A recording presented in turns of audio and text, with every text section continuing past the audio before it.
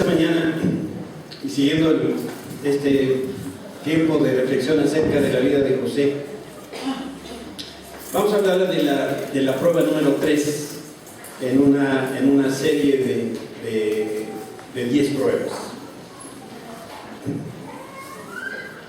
Y le hemos llamado a esta prueba la prueba del palacio. Y es una prueba que tiene que ver con la buena o la mala administración. ¿Cuántos administradores tenemos por aquí, nomás para saber? Okay. Es para ti entonces esta plática. Y los que no son administradores, ¿no gastan dinero? Entonces también es para ti.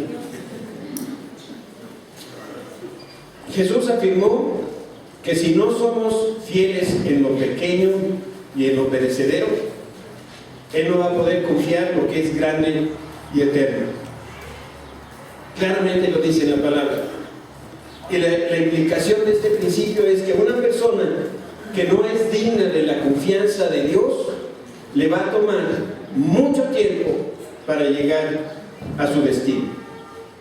El hecho de hablar de las pruebas de José no tiene otro propósito más que demostrarnos que si nosotros estamos atorados en alguna de estas pruebas, la del orgullo, estamos adentro de un pozo, que fue la segunda prueba que vimos, y hoy, si estamos atorados en la administración de los recursos que Dios nos ha dado, no vamos a llegar a nuestro destino.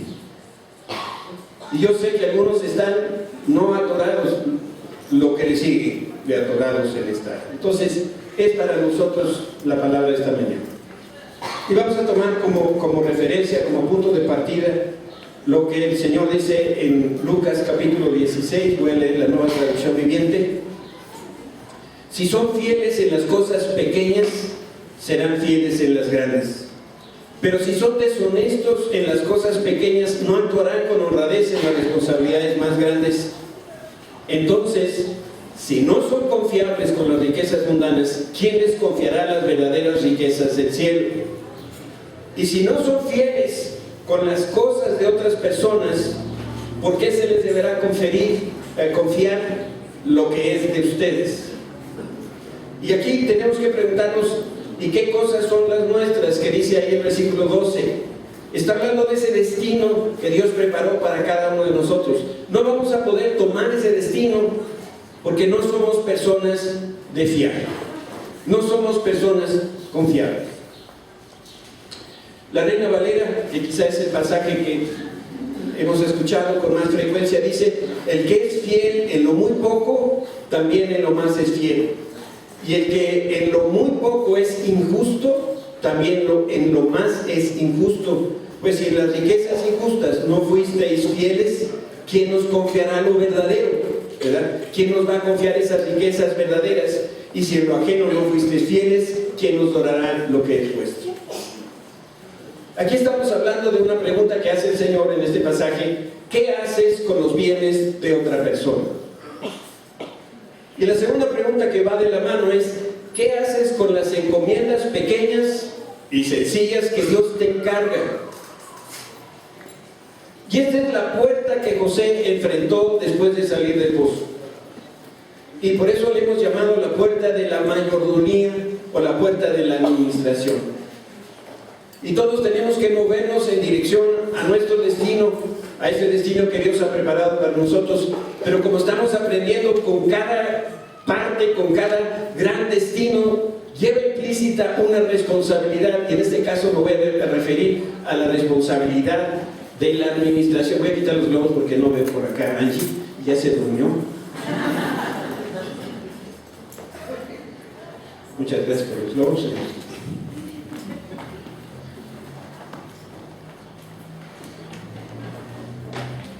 Hay una parte importante del mensaje de este texto bíblico.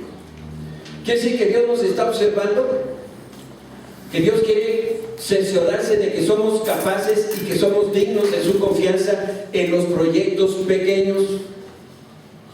El Señor siempre va a empezar por los proyectos pequeños, los encargos pequeños. Y una vez que aprobamos eso que es sencillo, entonces nos va a asignar los proyectos mayores. Nosotros pensamos al revés, ¿verdad? Queremos primero que el Señor nos dé los grandes proyectos. Y el Señor dice, no, tenemos que probar en lo pequeño, en lo sencillo. Dios dice entonces que esta prueba determina si nos puede confiar sus bienes.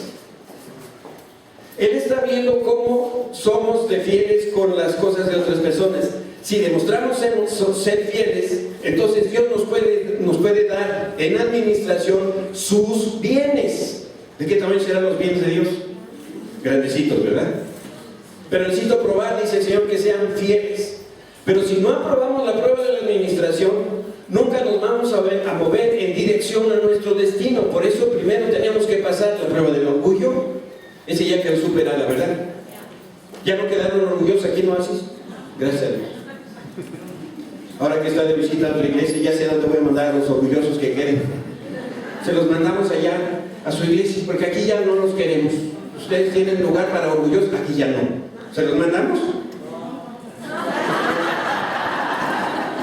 Bueno, pues entonces tendremos que buscar a ver dónde los mandamos. Pero pasamos la prueba del orgullo. Después pasamos la prueba del pozo. El pozo, ahí caímos o alguien nos empujó, pero necesitamos salir para continuar nuestro destino. Entonces, yo quiero mostrarles ahora lo que dice Pablo en la carta a los Colosenses, porque es algo que tiene que ver con nosotros que somos siervos y esclavos. Esta palabra es para los siervos y esclavos. A ver, a lo mejor no me estoy haciendo entender. La palabra de los Colosenses, esta que da Pablo a los Colosenses, es para todos los siervos y para todos los esclavos. Es para nosotros. Entonces, cuando la Escritura dice esclavos, ¿tú qué vas a decir? Presente. Este pasaje, ¿para quién es? Para nosotros. Obedezcan en todo a sus amos terrenales. Traten de agradarlos todo el tiempo, no solo cuando ellos los observan.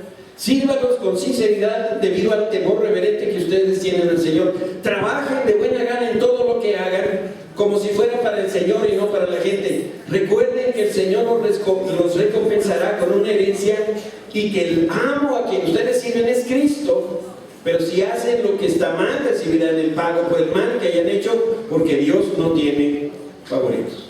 Colosenses 3. Perdón. Colosenses 3. Es Colosenses. 3:22. Colosenses 3:22, muchas gracias. Dios quiere que tú y yo sirvamos a nuestros patrones y jefes con todo el corazón, como si le estuviéramos sirviendo a Él mismo, y tengamos presente que Dios es el que recompensa el trabajo. ¿Quién te da las promociones en el trabajo? Es el Señor. Como el testimonio que acabamos de escuchar, ¿quién guardó a este varón? Pues es el Señor. Entonces, el Señor es el que nos recompensa. El Señor es el que nos premia. Entonces, si tú trabajas bien o trabajas mal, trabajas para Jesucristo. Y si de plano no trabajas, bueno, a quien estás defraudando es a Dios. Porque Dios quiere que todos nosotros trabajemos con ese nivel de excelencia. Por eso, si tú eres un siervo, un esclavo, y tú estás sirviéndole a otra persona que es superior a ti, que no es cristiano, Dios ordena que le sirvas con toda transparencia y quiere que además de que trabajes con excelencia, trabajes con la actitud correcta. Y esa actitud correcta es honrando al Señor. Si tú no tienes la actitud correcta, entonces las cosas no van a funcionar. Tenemos un nietecito allá con Lorena en Estados Unidos. Es bastante tranquilo, André. Casi no se porta mal, ni es travieso, ni nada por esto. Entonces, sus papás han estado tratando con él acerca de la actitud, porque a veces no tiene la actitud correcta. Entonces, cuando lo mandan a hacer alguna de sus tareas, porque tienen una tabla con sus tareas, entonces, hijito, te toca hacer esta tarea de la casa, entonces va y la hace, pero no la hace con la actitud correcta. Entonces sus papás están trabajando en esta área para que tenga una correcta actitud, una buena actitud. Y cuando le dicen, a ver, pon una buena actitud, Andrea hace así. Más postiza la sonrisa que ustedes no se imaginan. Pero entonces está trabajando la buena actitud. Nosotros tenemos que practicar también la buena actitud, pero no es así. Es trabajar trabajando con excelencia. Esa es la actitud que Dios quiere que tengamos. Entonces, si no servimos con la actitud correcta a nuestros jefes, a nuestros patrones, cristianos o no cristianos, nunca vamos a poder pasar la prueba de la administración. Por eso tenemos que escuchar eso con mucha atención. Dios te lo colocó en una posición como su sirviente. Y Él te está observando porque quiere comprobar si lo vas a representar fielmente aquí en el mundo. Y cualquiera que sea el trabajo que tú realices, cualquiera que sea el trabajo que yo realizo, debemos entender que no solo trabajamos para un patrón o para un jefe, sino que estamos trabajando para Dios mismo. Y porque trabajamos para Dios, Él va a poner entonces su bendición en todo lo que nosotros hagamos. Y eso se puede decir de forma negativa. Si no trabajamos con la actitud correcta, podrás ser el mejor en tu área, nunca vas a poder recibir la bendición que Dios te quiere dar. Y esta es la razón por la que José fue promovido en todos sus trabajos. José trabajó para Potifar. José también trabajó para el carcelero. Y José también trabajó para Faraón. Y en cada empleo, en cada proyecto, José trabajó para el Señor. Por eso, sin importar cómo o cuáles fueran las circunstancias, ya fueran malas o buenas, José siempre trabajó más allá del 100%. Tú, a lo mejor si eres empleado, firmaste un contrato, ¿verdad? Donde se expresa cuál es tu función, tus alcances, tus responsabilidades. Dios dice, yo quiero que cumplas con ese contrato al 150%. O sea que si tu patrón te cita a las 9, ¿a qué hora vas a llegar? ¿Cómo? Oye, que a las 10, no. ¿Cómo al 10 para las 9? No, con suficiente tiempo, no sé, media hora antes, como para que calientes motores, para que a las 9 ya estás dándole la chamba. ¿Verdad? No, si hay una certeza y una convicción. ¡Qué barbaridad! Dios tenga misericordia. Pues no sé cómo era, pero José trabajaba por arriba del 100%. Y esta actitud en el trabajo, el Señor lo bendijo, el Señor lo prosperó. A ver si ahora sí sale con los 6. Dice, trabajen de buena gana en todo lo que hagan, como si fuera para el Señor y no para la gente. José estuvo en un pozo, pero su estadía ahí fue muy breve. Tiempo después quedó en libertad y José fue a vivir al palacio. Y al cabo de otro tiempo, igualmente breve, José ocupó la posición de administrador de todo lo que había en ese palacio, en esa casa donde vivía Potifar, que era el jefe de la guardia de Faraón. Y aunque los sueños de José eran muy altos, él jamás perdió el suelo. Sí fue orgulloso, el Señor trató con él, pero José tenía perfectamente claro que lo que había en el palacio no le pertenecía. Lo que hay en tu oficina no te pertenece, ni un clip. Ni un clip. Yo he escuchado a personas que dicen, dame esto, yo lo fotocopio en la empresa. A mí no. La fotocopiadora es de la empresa. ¿Quieres sacar tus copias? Ve a la copiadora de enfrente del negocio y paga tus copias. ¿Verdad? Bueno. Sí. Dios quiere que trabajemos con la actitud correcta, ¿verdad? Y esta es por eso que le llamamos la prueba del palacio, porque algunas veces nosotros nos ha tocado trabajar en lugares que verdaderamente parecen palacios. Hoy estamos codeándonos con gente que tiene muchos más recursos que nosotros y de pronto creemos que sus recursos son los nuestros. Y en realidad no son nuestros, nomás nosotros somos siervos y esclavos. Vamos a ver cómo lo narra el libro de Génesis, la historia esta que les estoy tratando de contar. Cuando los mercaderes ismaelitas llevaron a José a Egipto, lo vendieron a Potifar, un oficial egipcio, y Potifar era capitán de la guardia del faraón, rey de Egipto. El Señor estaba con José, por eso tenía éxito en todo mientras servía en la casa de su amo egipcio. Potifar lo notó y se dio cuenta de que el Señor estaba con José y le daba éxito en todo lo que hacía. Y agrega la escritura, y eso agradó a Potifar, quien pronto nombró a José su asistente personal. Lo puso a cargo de toda su casa y de todas sus posesiones, y desde el día en que José quedó encargado de la casa y de las propiedades de su amo, el Señor comenzó a bendecir la casa de Potifar por causa de José. Todos los asuntos de la casa marchaban bien, y las cosechas y los animales prosperaban. Pues Potifar le dio a José total y completa responsabilidad administrativa sobre todas sus posesiones. Y con José a cargo, Potifar no se preocupaba por nada, excepto por qué iba a comer. José, dice la escritura, era un joven muy guapo y bien fornido como el Gómez. En los rollos del Mar Muerto, ahí aparece así. Si no dice eso en su Biblia, ese es el problema de su traducción.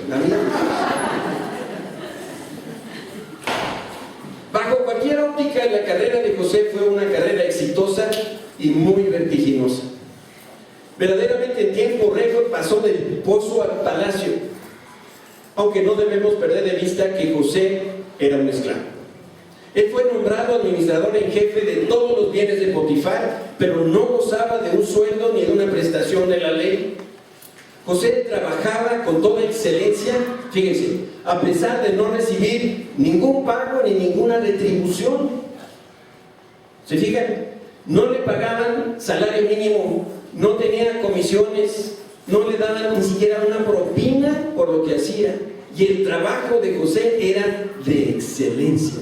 ¿Cuántas veces he escuchado? Si a mí me aumentaran el sueldo, yo trabajaría 1000 veces mejor.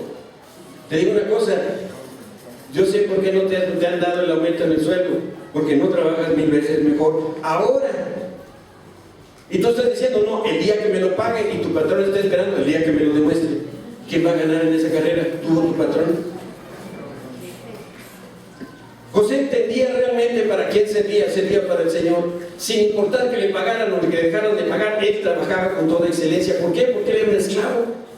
Y el esclavo no tiene derechos. Sin embargo, José probó ser fiel.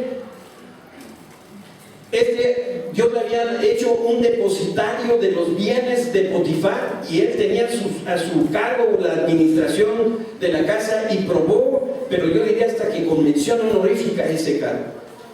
Ahora, ¿cómo podemos estar seguros que José pasó esta prueba? Porque la Escritura afirma que el Señor estaba con José, y José tenía éxito en todo lo que hacía, en todo lo que emprendía, porque la presencia de Dios lo acompañaba. Esa presencia de Dios era tan notoria que aún su patrón egipcio, que no era cristiano, podía ver cómo Dios le había dado un favor especial. Y Potifar veía la bendición de Dios sobre José y sobre sus bienes. Fíjense, qué interesante. Aquí me sorprende que José, para empezar, no quisiera aprovecharse de la situación que tenía. No voy a hablar de nuestra política ni nada por el estilo, no es mi papel hacerlo. Pero todos conocemos lo que sucede donde hay el paso de los millones, ¿verdad? El que parte y comparte, pues un pelín se queda por acá, ¿verdad? José era el administrador del palacio de Potifar y jamás se llevó un clip a su casa. José sirvió a Potifar con la mayor responsabilidad y excelencia. Y lo que estoy yo tratando de decir es que José tenía la actitud correcta con respecto a su trabajo. ¿Y cuál era el trabajo de José? Se los dijo. ¿Cuál era? Él trabajaba de esclavo. Y muchas veces nosotros sentimos que nuestro trabajo es así. Bueno, si tú sientes esa presión en tu trabajo y te sientes como esclavo, bueno, ya tienes un compadre en José. Él también. Pero ¿cuál es la actitud que tú tienes en el trabajo? ¿Cuál es la actitud que tuvo José? Si tú no lo sabías, los esclavos en Egipto no tenían sindicatos. No había el sindicato único de esclavos de Egipto. Y de haber existido sindicatos, yo estoy seguro, jamás verías a José en una manifestación exigiendo mejores prestaciones a las de la ley. Siendo José un esclavo, ¿tú crees que alguna vez lo trataron injustamente? Seguramente que sí. ¿Por qué? Porque un esclavo es algo menos que una persona. Pero José no dejó que estas injusticias que le pudieron haber imputado implicara que él sirviera con otra actitud diferente, como no fuera con excelencia. Y por esa buena actitud frente a las tareas que le habían encomendado, José fue promovido a supervisor, a mayordomo. Quiero mostrarte aquí lo que dice Génesis 39:4 en la versión nueva, la nueva traducción viviente. Eso agradó a Potifar, quien pronto nombró a José su asistente personal y lo puso a cargo de toda su casa y de todas sus posesiones.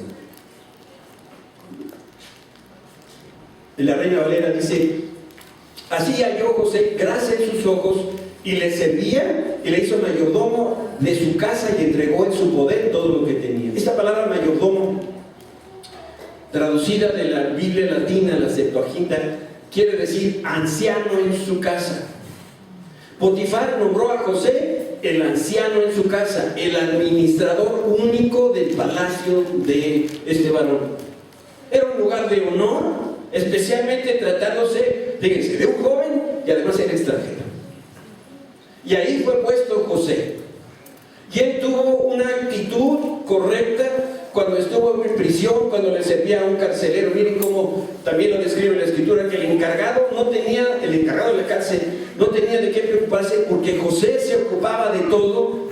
Y el Señor, ¿qué pasa? Estaba con él y lo prosperaba en todo lo que hacía. Bueno, José merecía la posición de esclavo, por supuesto que no. En su tierra era un hombre libre, además era un hombre muy próspero. Venía de una familia con todo el dinero del mundo, porque era hijo de Abraham. José merecía trabajar sin ninguna compensación.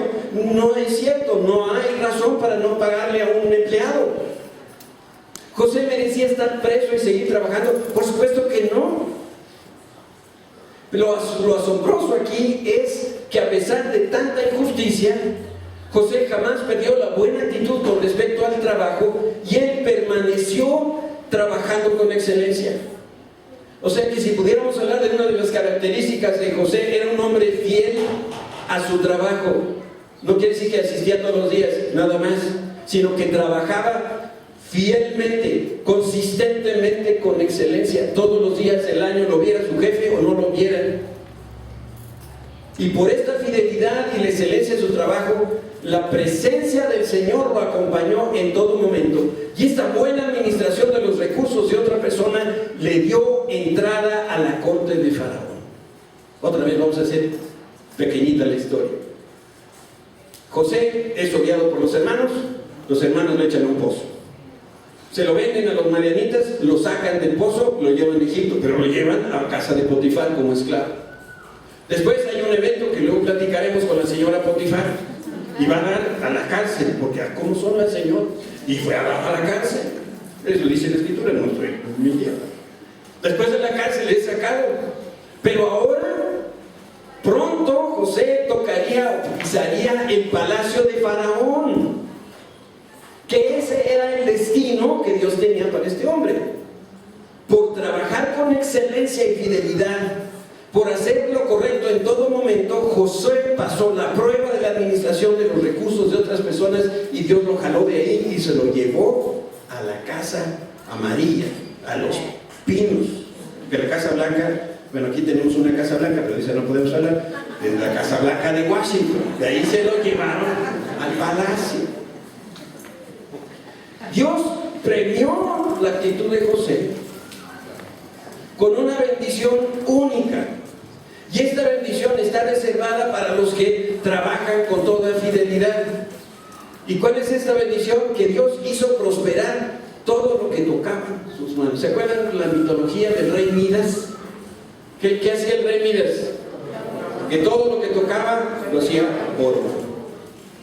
¿De dónde creen que se basaron para esa leyenda? De la vida de José. Todo lo que hacía le salía bien y había éxito y había prosperidad. Por eso piensa por un momento en lo siguiente: cualquier proyecto donde José se involucraba, prosperaba. Cualquier negocio, cualquier cosa que ponía sus ojos, aún las labores que realizaba como esclavo, Dios las bendecía con tanta abundancia que hacía prosperar a sus patrones y sus jefes. Miren, se los explico de esta manera. Por el solo hecho de que José trabajaba en una empresa, Dios bendecía a José bendecía a la empresa y a los dueños de la empresa. Ahora, con esta perspectiva en mente, ¿tú crees que José en la noche diría, yo creo que me van a correr? Pero para nada. ¿Por qué? Por sus patrones se daban cuenta que donde estaba José estaba el Señor, y donde está la presencia de Dios, allá hay bendición y allá hay prosperidad, y los que se veían inmediatamente bendecidos eran los amos de José.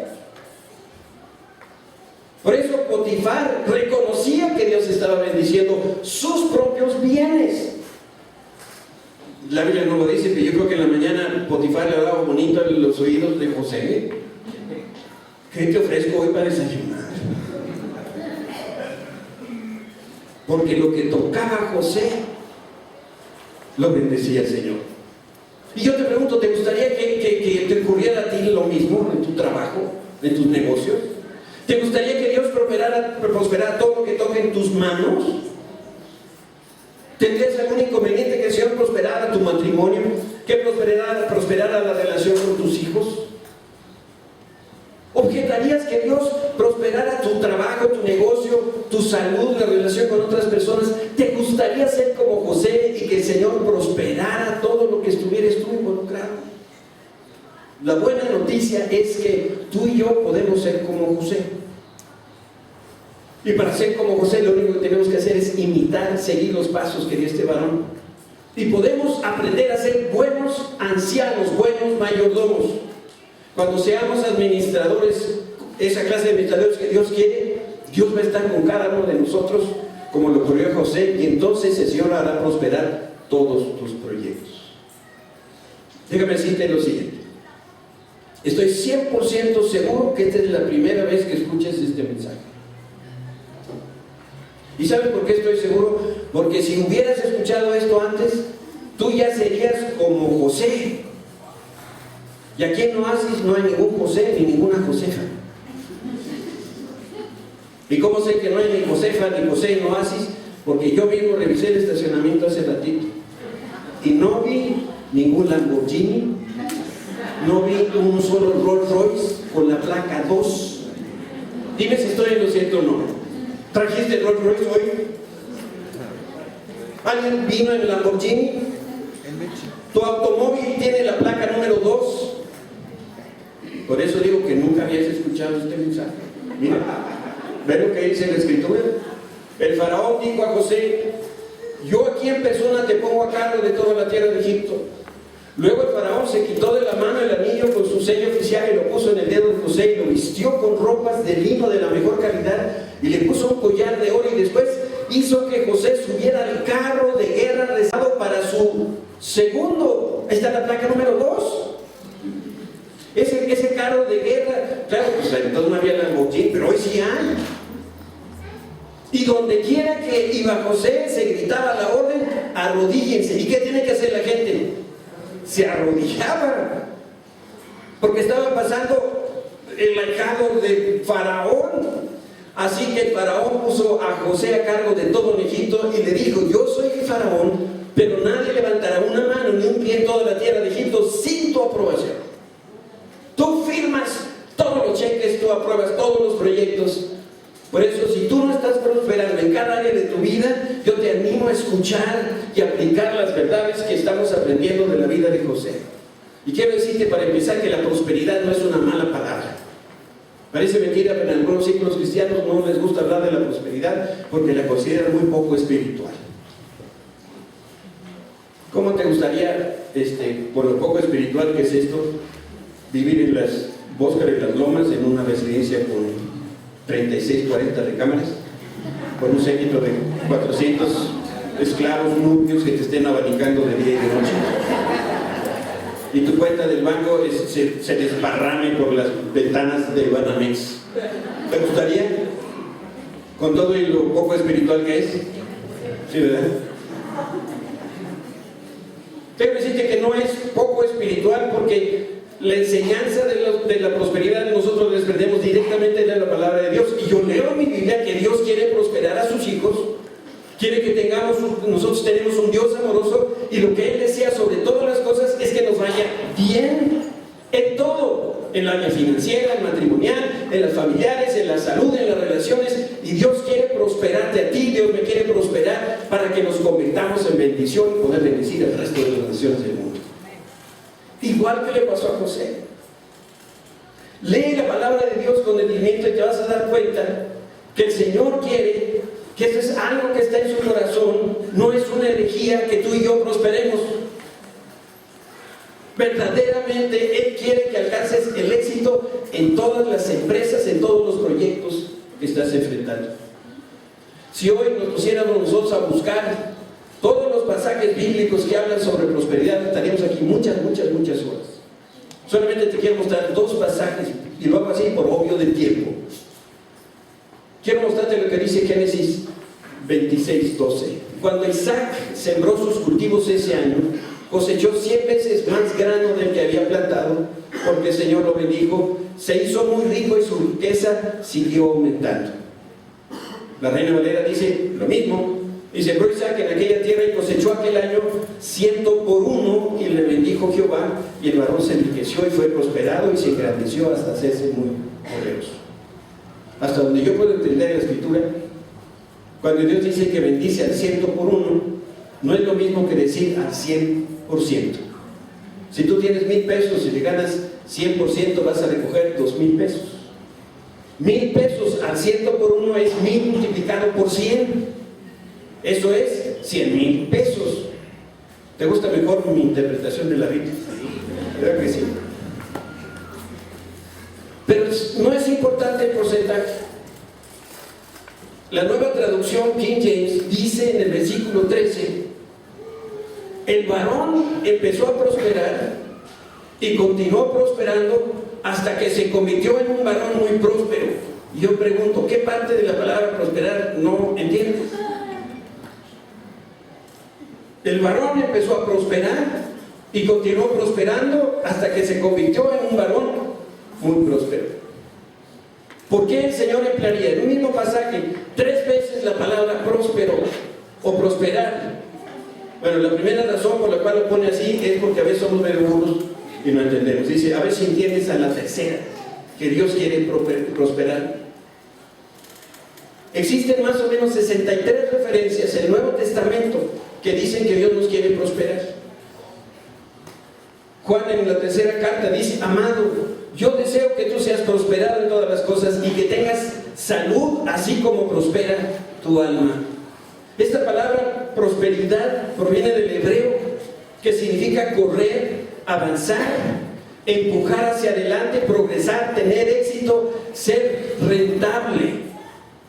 Por eso cuando haces prosperar a una persona, lo que estás haciendo es que le ayudas en su camino, le estás dando un empujoncito en su camino.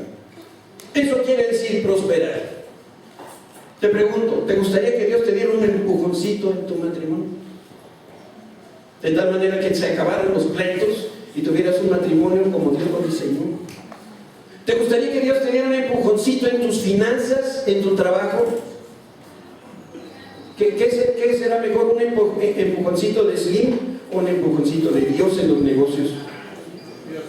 De Dios, ¿verdad? Porque el señor Slim a lo mejor no lo sabe, pero el dinero que tiene, ¿de quién le pertenece? Es del Señor. Yo prefiero un empujoncito del Señor en lo económico. ¿Te gustaría que Dios te diera un empujoncito en tu salud? Le dirías un día al Señor, muchas gracias, ya no necesito ningún empujoncito, ya me has bendecido suficiente, Señor. Tú y yo tenemos que entender que Dios quiere empujarnos hacia adelante a cada uno de nosotros como sus hijos, desea prosperarnos en todo lo que hacemos.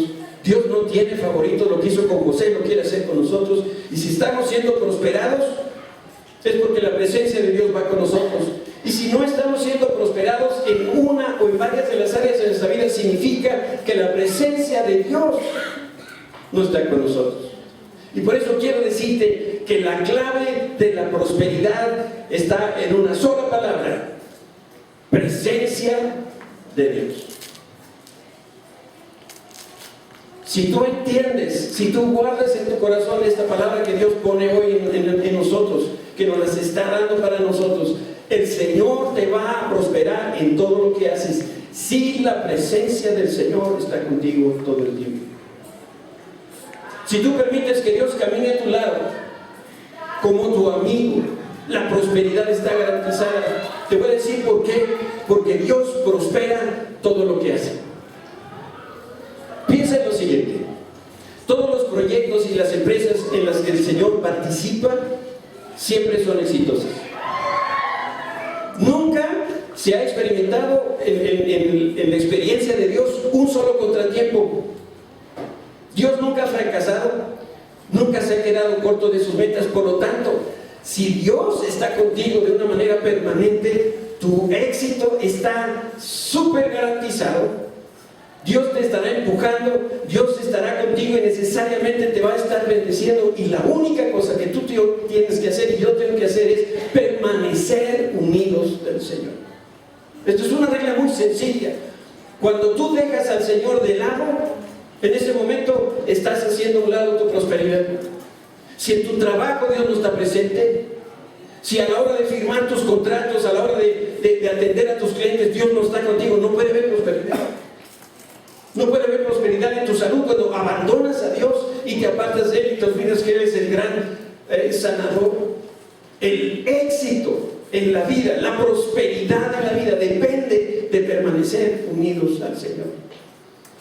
En la vida de José, lo hemos comentado, estaba tan palpable que la gente lo notaba. Dice que Potifar lo notó, se dio cuenta de que el Señor estaba con José y le daba éxito en todo lo que hacía. Potifar, que no era cristiano, se daba cuenta del favor de Dios. ¿Cómo estaba descansando? Como en José. Imagínense que José caminaba con una nube de la protección, de la prosperidad de Dios, del favor de Dios en todo momento. Desde el momento que lo sacaron del pozo hasta el día que fue el segundo aborto de Faraón, la presencia del Señor la acompañó y en cada uno de estos pasos hubo éxito y más éxito y más éxito hasta que se convirtió en el primer ministro de Egipto, del país más rico del mundo. Yo no creo que esté exagerando cuando pienso que José fue el segundo hombre más rico del mundo. Porque José, Faraón le dio todo en sus manos para que él lo administrara. Te pregunto, tu patrón, tu jefe, que no es cristiano, ¿se da cuenta que Dios está contigo? Tus autoridades reconocen que la amistad que tú tienes con Dios se ha convertido en bendición para su negocio. Tu jefe te quiere tener consigo para que tú le prosperes. A todos lados pide tu compañía, pide tu consejo, pide tu estancia, quiere estar allí simplemente contigo porque ve el favor de Dios. Si Dios está contigo, el Señor va a prosperar todo lo que haces. Y esta frase que el Señor estaba con él, la encontramos repetida en muchos lugares en la Escritura. Y describe la fe que vivieron muchas personas. Porque lo normal para Dios, déjame decirte, lo normal para Dios es la prosperidad y el éxito. Quiero concluir esta mañana con un pensamiento. No solamente vemos este principio de Dios en la vida de José. Cuando leemos de Moisés, dice en la Escritura, en la versión Dios habla hoy, nadie te podrá derrotar en toda tu vida. Yo estaré contigo así como estuve con Moisés, sin dejarte ni abandonarte. La asignación que Dios le estaba dando a Josué seguramente estaba provocando mucha preocupación en él. Josué era un joven, quizás de 40 años, y ahora le estaban pasando la estafeta y ahora tenía que suceder a Moisés en una tarea que no parecía sencilla ni fácil. ¿Por qué? Porque a través de Moisés Dios había convertido el agua de Egipto en sangre. Dios había partido el mar rojo a través de Moisés. Dios había destruido el ejército egipcio, había destruido el ejército más poderoso del planeta a través de Moisés. Dios había alimentado al pueblo de Israel durante 40 años sin faltar un solo día a través de Moisés. Y además Dios le habló cara a cara a Moisés y le dio las tablas de la ley. Por eso cuando Dios le dio la asignación a Josué, le dijo: tú vas a suceder a Moisés. decía: yo no puedo llenar las sandalias de Moisés. Y Dios, queriendo tranquilizar ese corazón, le dijo: no te apures, mi presencia estará contigo. Por eso el Señor le decía a Josué: esfuérzate y sé valiente. Pero no porque seguramente estaba muy asustado, sí, pero le estaba diciendo al Señor: no lo vas a hacer tú solo. Tú vas a repartir a este pueblo por heredar la tierra de la cual juría a tus padres que le daría a ellos. ¿Quién iba a dar la tierra? Dios iba a dar la tierra. Le decía: tú no solamente la vas a repartir, yo estoy aquí contigo, yo te acompaño.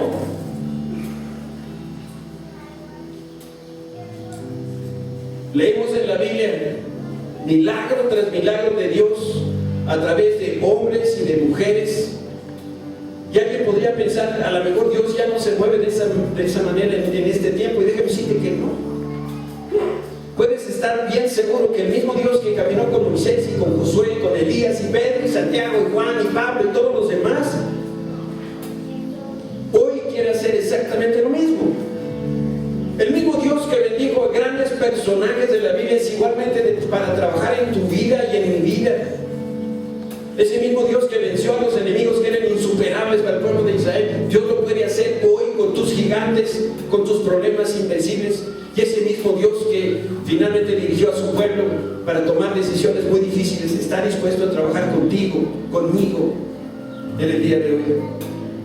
Todos los hombres de la fe, todas las mujeres de la fe tienen dos cualidades: eran hombres o mujeres ordinarias, comunes, y la otra cosa que los hace comunes es que tenían la presencia de Dios. Cada personaje que se destaca en la Escritura tenía esa virtud, esa cualidad. Eran amigos de Dios. La presencia de Dios no los dejaba ni de noche ni de día, y por eso sus vidas progresaban. Los tiempos pueden cambiar, pero Dios no cambia. Regresando a José, entonces Jacob, el papá de José, le dijo a José: nunca pensé que volvería a ver tu rostro, pero ahora Dios me ha permitido ver también a tus hijos. José retiró a los muchachos de las rodillas de su abuelo, se inclinó con el rostro hacia el suelo. Después puso a los muchachos delante de Jacob. Con su mano derecha dirigió a Efraín hacia la mano izquierda de Jacob, y con la mano izquierda puso a Manasés en la mano derecha de Jacob. Pero Jacob cruzó sus brazos cuando los extendió para poner sus manos sobre la cabeza de los muchachos, es decir, que puso su mano derecha a la cabeza de Efraín, aunque él era menor, y su mano izquierda sobre la cabeza de Manasés, que era el hijo mayor. Pero no te distraigas con todo esto que pareciera tan confuso, porque quiero llegar aquí. Y luego bendijo a José con las siguientes palabras: el Dios delante del cual caminaron, en otras palabras, el Dios en cuya presencia anduvieron tus hijos, mi abuelo Abraham, mi padre Isaac, el Dios que ha sido mi pastor toda mi vida hasta el día de hoy, el ángel que me ha salvado de todo el mal, bendiga a estos muchachos que son los hijos de José, Efraín y Manasés, que ellos preserven mi nombre y el nombre de Abraham y de Isaac, y que su descendencia se multiplique en gran manera. ¿Qué de la palabra prosperar no entiendes? Esto es lo que Dios quiere hacer contigo y conmigo, de nuestra vida. Pero esto no se gana con oración, esto no se gana leyendo la palabra, eso no se gana asistiendo a la iglesia, ni siquiera si diezmas. La única manera en la cual tú vas a tener prosperidad en todas las áreas de tu vida es si la presencia del Señor te acompaña. Moisés le dijo en una ocasión al Señor: Señor, si tu presencia no va conmigo, yo no me muevo de aquí. ¿Por qué? Porque él sabía que el éxito en su misión, el éxito en el propósito que Dios tenía para su vida, estaba cimentado en una sola cosa: en la presencia de Dios. Si tú estás en la presencia de Dios, compadre, el problema que tú tengas, no importa el tamaño que sea, así desaparece. Cualquier situación que tú estés enfrentando en esta hora, lo único que tienes que hacer es dejar todo a un lado y decirle al Señor: me tomo de tu mano, Señor, me comprometo a vivir en tu presencia todos los días de mi vida.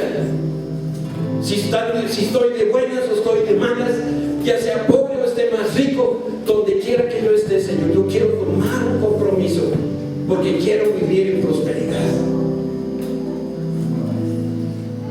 Yo quiero invitarte a que hoy, si estás en un espíritu conmigo, porque yo he tomado la decisión de seguir al Señor y de estar en su presencia todos los días de mi vida, cada uno de los segundos, de cada uno de los minutos, de cada una de las horas, de los días que el Señor me preste vida, yo quiero estar en la presencia de Dios. Y si tú conmigo tomas ese compromiso, te quiero invitar a que te pongas de pie para orar.